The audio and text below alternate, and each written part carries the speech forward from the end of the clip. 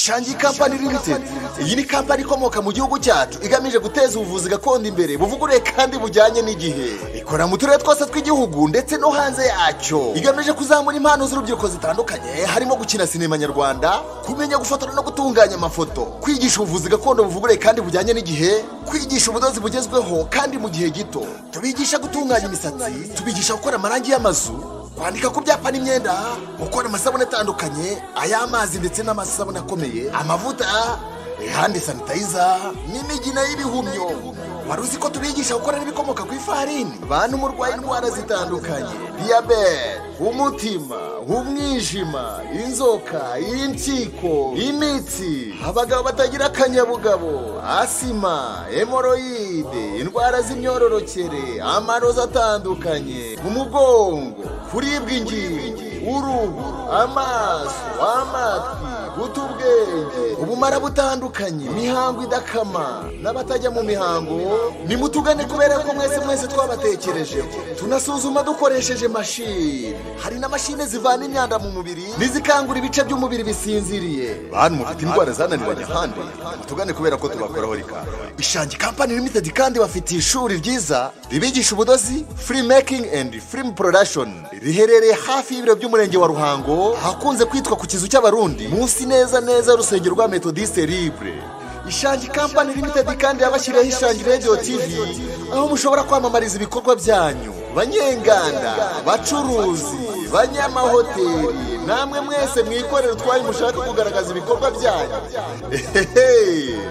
Nimutugane tubamamarize kubera ko umukobwa wabuze umuranga yaheze mwanyina.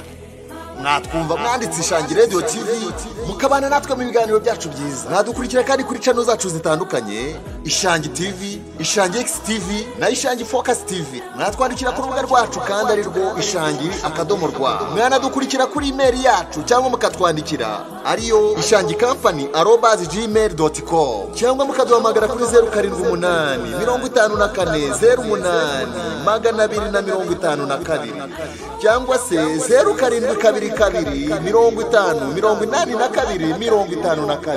Menya byose byo kwa muganga. Ishangi Company Limited. Hallelujah, hallelujah.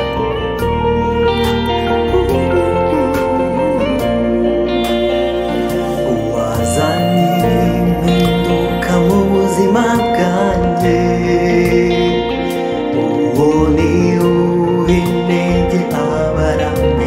Karame, uraho neza Mariko? Muraho neza muyobozi wanjye? Uyu rero umunyamakuru wo mu Ishangi witwa Victor. Yego nabibonye. Ufite umwanya ungana gute ko nshaka kuganiriza ikiganiro kuri radio? Ndumva ngufite rwose. Muhamagare mu minota ingahe cyangwa n'ubu ngubu nakuvugisha nta kibazo. N'ubu tuvuga n'abafatira. Urakoze cyane. Iyi ni Ishangi Radio TV FM. Yego. Akaba ari radio Yego. Akaba ari radio igamije kuzamura impano z'urubyiruko n'abandi bantu batandukanye. Ikaba rero igamije kuganira, gucukumbura inkuru zicukumbuye kugira ngo n'abandi bantu basangizwe amakuru bari mu bice bitandukanye by'isi. Yego. Uyu mwanya rero turi mu kiganiro cyitwa Ishangi na Gospel. Yego. Aho tugenda dushaka abantu b'inararibonye mu bijyanye n'iyobokamana. Yego. Kugira ngo tubaganirize by'umwihariko no mu kazi kabo bakora ka buri munsi. Uyu munsi twari twibanze ku bantu bashobora kuba bakora imirimo igendanye no kuba bagera mu muhanda cyane kuri kaburimbo. Yego. Bahura n'abantu bagiye batandukanye. Yego. Mwatangira rero mwibwira abakunzi b'Ishangi Radio TV, hanyuma noneho tugakomeza ikiganiro. Murakoze, nitwa Niyongabo Mariko. Abankorera umwuga wo gutwara abagenzi kuri moto mu mujyi wa Kigali. Urakoze cyane. Niyongabo Mariko rero waba suri umukristo, bimeze gute? Burya buri muntu wese yafite amazina abiri ngo aba ari umukristo. We bimeze gute n'umurimo wo gutwara abagenzi? Umurimo wo gutwara abagenzi batwara kuki? Ni kwasiteri, ni vatiri, bimeze gute? Murakoze, umwuga wo gutwara abagenzi mutwara kuri moto. Yego. Umuntu afite amazina abiri aba ari umukristo. Yego, ndi umukristo w'itorero ry'Abadiventiste umunsi wa karindwi.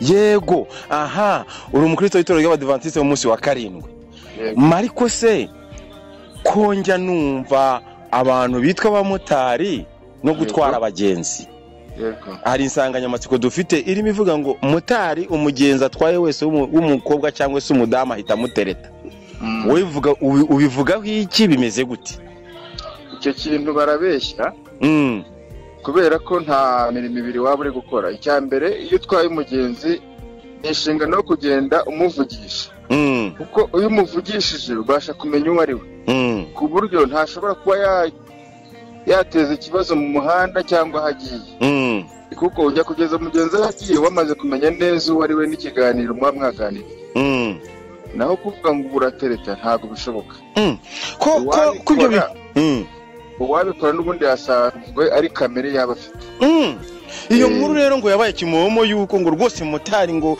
iyo atwaye umugenzi ari umudamu cyangwa umukobwa ngo ahita mwaka kanomero ngo kandi nyirizina ngo ni ngombwa ngo aterete ko byagenda kose barabeshya aha none se mari karame tukikomeje rero yego motari nivuga butumwa motari nivuga butumwa bimeze gute iyo utwaye umugenzi turi mu ishangi na gospel aho abantu bashobora gusangizwa amakuru motari nivuga butumwa muri huza gute motari nivuga butumwa buryo turihuzamo tukiri aho ngaho yego hari igihe umumotari umuhereza amafaranga ngo akugarurire agahita yikomereza akagenda agiye kuvunjisha ntagaruke agahita agenda uko nguko cyangwa se yaba rimwe na rimwe hakaba nubwo yagenda waruteretse igikapu cyawe imbere hahandi mu mahembe yego agahita yatsa moto ngo agiye kuvunjisha agahita akomerezaho motari nivuga butumwa bimeze gute n'ibyo bintu mu by'ukuri motari nivuga butumwa bamwe barabikora ariko babikora baje bihishe muri ako kazi niyo mpamvu muri iyi minsi leta yaduhagurukiye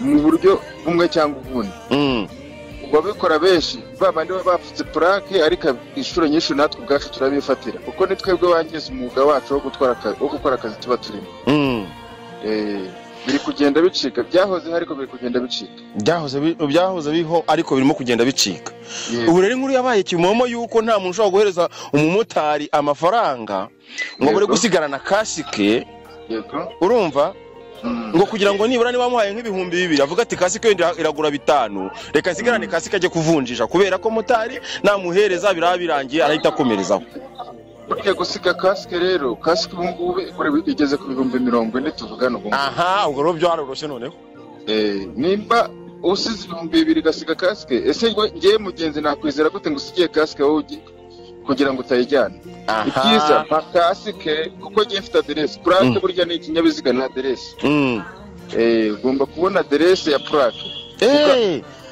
none se ubwo urumva umugenzi rero aramutse aguhereje kasike noneho ugahita wikomereza kwa kundi nyine byagenze aba yafashe plaque niyo mpamvu mbwira buri muntu wese ugiye gutega moto nabanze amenye neza umumotari agiye kujyana nawe afate plaque zayo kumumenya ndi yego ni ugufata plaque yiwe yego ahubwo abagenzi benshi ngo bicara kuri moto atanerebye na plaque disi ni benshi cyane babikora yewe mwishange na gospel rero yego turahonga none se noneho motari nka mari kubimaze umaze igihe kingana iki mu mumotari maze imyaka irenga 6 dusangize rero burya natangiye gutwara moto muri 2002 urumvira narenga 6 ahubwo none se tugarutse ahangara motari nivuga butumwa ubihuza gute na gahunda yivuga butumwa aho ukorera mu itorero ry'abadivantiste nabyumvise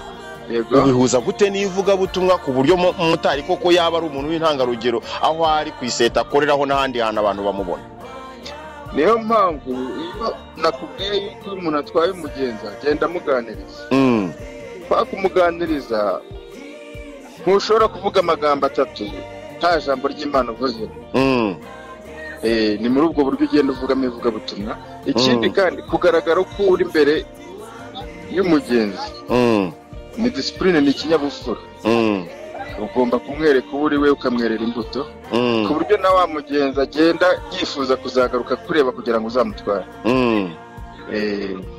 ya urakoze rero ngira ngo Mariko nukuri urakoze Imana iguha umugisha. Hanyuma mu mujyi wa Kigali rero muhari nk'abantu barimo bakora umurimo wo gutwara abagenzi, hanyuma tukagaruka no kwivuga butumwa mwishangi na gospel. Motari Mariko atuganirije ku buzima bwiwe, none se tugarutanga by'umwihariko Mariko. Biragaragara ko utwaye moto imyaka 6. Ese koko ni moto yonyine ukoresha gusa mpaka cyangwa hari ibindi bintu ushobora gukora byabasha kukuzamura bigateza n'imbere umuryango? Yego ndabifite mutarabayeho gute mu buzima busanzwe? Ese moto itarimo gukora yaba arimo gukora iki? Byaba bimeze gute motari? Ndavuga motari. Jewe nubwo ndi umumotari mfite indi mirimo itandukanye. Urugero iyo ngize amahirwe kabona umugenzi ndi kugenda muganiriza basha kumenya uwo ari we, niyo nigeze ndikubwiraho nkaba namwegereza mu buryo bujyanye n'ubuzima bwe. Jewe nubwo ndi umumotari nkoresha ibimera. Ukoresha ibimera biri naturel. Yego. Hanyuma ukamwigisha nuko yakwitunga akoresheje ibimera. Yego. Gute rero? Uburyo mbimwigishamo ambwira ikibazo afite. Yambwiye ikibazo afite mbasha kumuganiriza nkamubabwira nyamara nimba ari ikibazo nk'urugero nimba ari umutwe, arwaye umutwe. Kuba arwaye umutwe mubwira gukoresha amazi menshi. Umuntu arwaye umutwe agakoresha amazi menshi bigira ikintu biruhura. Ikindi hari iyo ntabashije kuba namwoherereza kumwegera umwereke iyo miti kubera ko bari mu kazi k'ikimotari, mpita mubwira ahandi yakoresha ibyo bimera namugeze. Yego. Tisa aho handi ni hehe? Hari mu ishangi. Yego. Hari nanjye ubwanjye ndamufasha. Urakoze cyane umurangira mu ishangi. Hanyuma noneho Mariko rero iyo ubona ubuzima busanzwe bwo gufasha abantu rusange kugira ngo nabo bagire ubuzima bwiza, ariko se Mariko we ubwe noneho ubuzima bwabasha kumuzamura bwa buri munsi atari ubumotari akora iki? Wasangize n'abatwumva abakunzi bishangi na gospel kugira ngo twumve ngo motari mwivuga butumwa arimo, motari mu gutwara abagenzi arimo, motari mu gufasha abantu ku buzima arimo, motari no kwitunga mu buzima busanzwe. Ese niki kindi motari yakora uyu munsi kikaba cyamutunga atari moto? Yewe ubwanjye ku giti cyane nkatangira umwuga wo gutwara moto. Nari umuhinzi. Yego. Umurimo w'ubuhinzi nkukorera mu karere ka Nyanza. Mu karere ka Nyanza. Yego. Ntabashe gutwara moto nabasha kujya kwegera ibikorwa naba narakoze mu cyaro bikaba byantunga. Ahubwo n'abandi bamotari rero bumvireho burya Mariko ashobora gutwara abantu, ashobora kubwiriza abantu ibijyanye n'ubutumwa bwiza, ashobora ndetse no gufasha abantu kugira ubuzima bwiza bakoresheje ibimera, kandi none bakaba bakwitunga bakoresheje ibyo bakoze ubuhinzi bukaba bwabasha kubatunga cyane rwose. Mariko rero Imana iguha umugisha. Murakoze cyane. Hanyuma Mariko rero tugushimiye yuko wemeye kwitabira ubutumire bwacu nk'ishangi Radio TV FM. Ikaba ari radio ikorera by'umwihariko mu ntara y'Amajyepfo mu karere ka Ruhango. Ikaba ari radio ikora online igamije kuzamura impano z'urubyiruko ndetse no gufasha abanyarwanda kugira imibereho myiza binyuze mu ibwiriza butumwa mwishangi na gospel, aho uyu munsi turi mu mujyi wa Kigali, aho turi kumwe na Niyongabo Mariko, umusore umugabo mwiza cyane by'umwihariko wubaha n'Imana. None se mu cyiciro mu itorero ry'abadivantiste ho nta nshingano ufitemo, uri umwizero usanzwe gusa biba bimeze gute Mariko? Mu itorero ry'abadivantiste mfitemo inshingano kuko ndi umuyobozi uhagarariye urubyiruko. Muri make byumvikana ndi umushefu gide. Uri umushefu gide? Abo nibo bita master guide. Yego. Ubwo rero bivuze ngo uri umuyobozi ufasha urubyiruko kugira ngo narwo rubashe kwinjira mu ivuga butumwa neza. Yego. Imana iguha umugisha Mariko. Hanyuma noneho aho ngaho ro muri master guide, ese master guide ikora gute? Iyo master guide iboneka ite kugira ngo witwe master guide biba byagenze gute? Urumva no ahubwo burya motari Niyongabo Mariko afite ahubwo inshingano nyinshi zikomeye cyane, afite icyo yageza ku bantu. Master guide iyo ngiyi bimeze gute? Ni ibiki cyangwa se chef guide ni ibiki? Master Guide cyangwa Chef Guide ni icyiciro kiba mu itorero ry'Abadventiste gihagarariye urubyiruko mu itorero.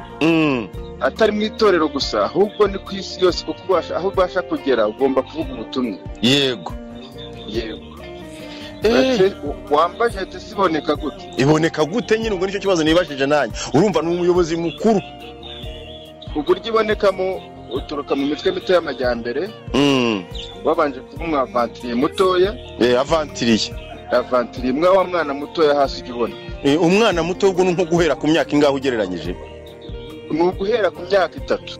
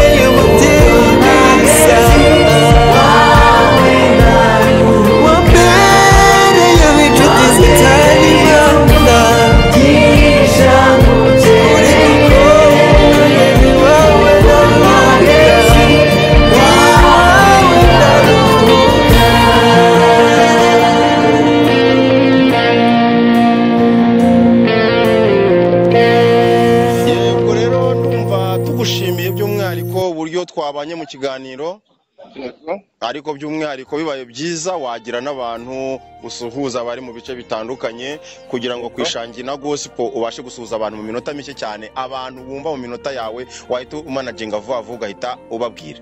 Mumbaye iminota ingahe ngo no kuyimara? Ni iminota itarenze 2. Murakoze cyane ndasuhuza umuryango wanjye uri Nyanza. Yego ubwo ni mu murenge wuhe? Mu murenge wa Mukingo mu kagari ka Kiruri. Yego. Mu mudugudu wa Nyabishingi. Urakoze cyane. Ngasuhuza abashefugide bose dufatanyije umurimo. Bo muri Central Rwanda. Central Rwanda ubwo ni hehe? Ni aha cyahoze ari Gitwe ariko ubu ni muri Muhanga. Urakoze cyane. Ngasuhuza n'abamotari bose banyumva muri kano kanya. Urakoze cyane. Ese Mari? Karame. Ubu nta wundi mumotari wabona aho ngaho ngo muduhe na wasuhuza nk'abantu nka 2 nibura?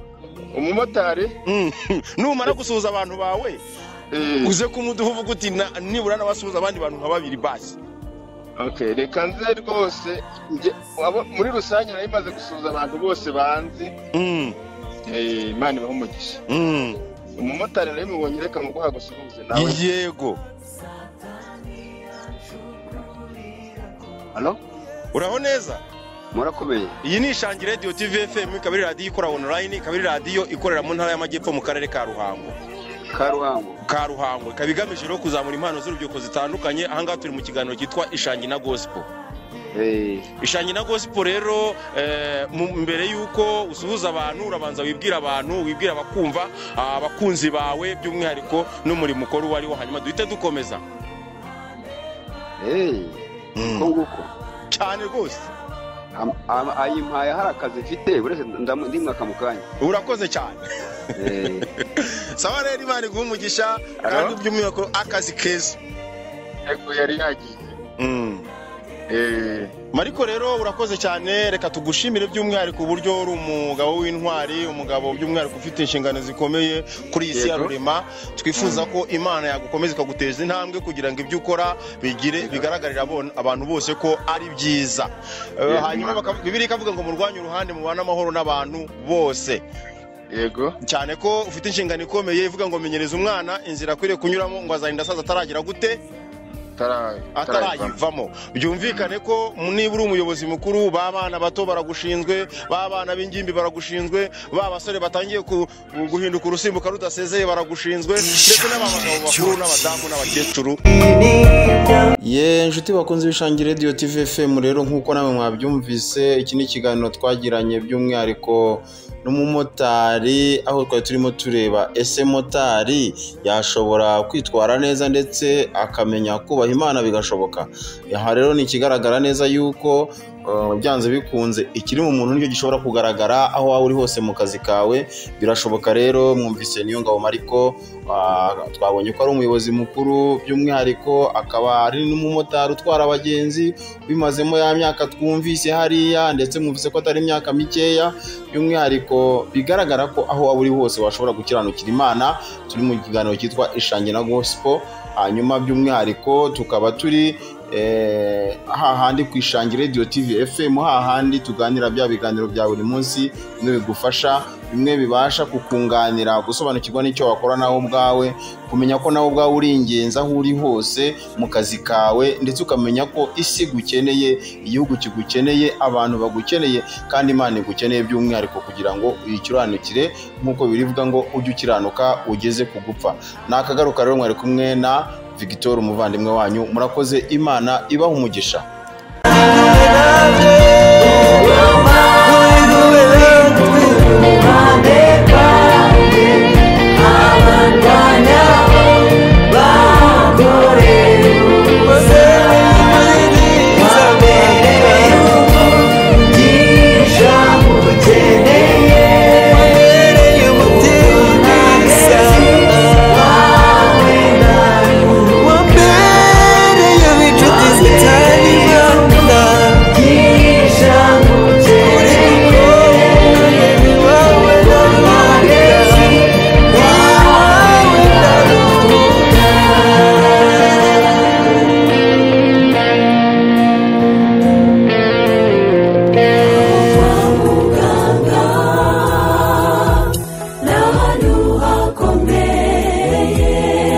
Ishangi Company Limited, iyi ni kampani ikomoka mu gihugu cyacu igamije guteza ubuvuzi gakondo imbere buvugurure kandi bujyanye n'igihe. Ikora mu turere twose tw'igihugu ndetse no hanze yacyo. Igamije kuzamura impano z'urubyiruko zitandukanye, harimo gukina sinema nyarwanda, kumenya gufotora no gutunganya amafoto, kwigisha ubuvuzi gakondo buvugurure kandi bujyanye n'igihe, kwigisha ubudozi bugezweho kandi mu gihe gito. Tubigisha gutunganya imisatsi, tubigisha gukora amarangi y'amazu, kwandika ku byapa n'imyenda, gukora amasabune atandukanye, ay'amazi ndetse n'amasabune akomeye, amavuta, handi sanitizer n'imigina y'ibihumyo. Wari uzi ko tubigisha gukora n'ibikomoka ku ifarini, bantu murwaye indwara zitandukanye, diabete, umutima, umwijima, inzoka, impyiko, imitsi, abagabo batagira akanyabugabo, asima, hemoroide, indwara z'imyororokere, amarozi atandukanye, umugongo, kuribwa ingingo, uruhu, amaso, amatwi, utubwenge, ubumara butandukanye, imihango idakama, n'abatajya mu mihango nimutugane kubera ko mwese twabatekereje.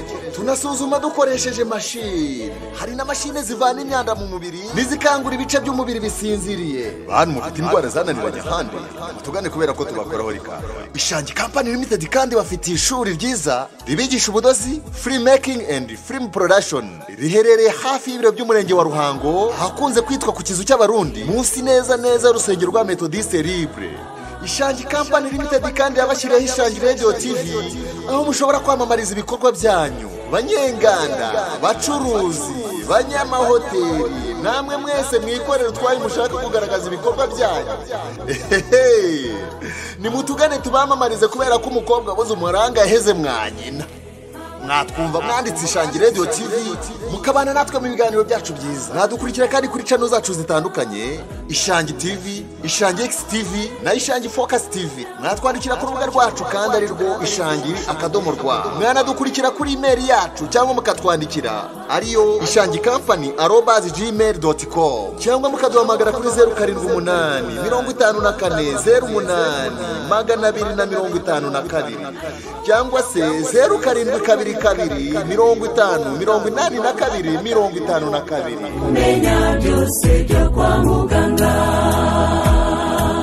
Ishangi Company Limited.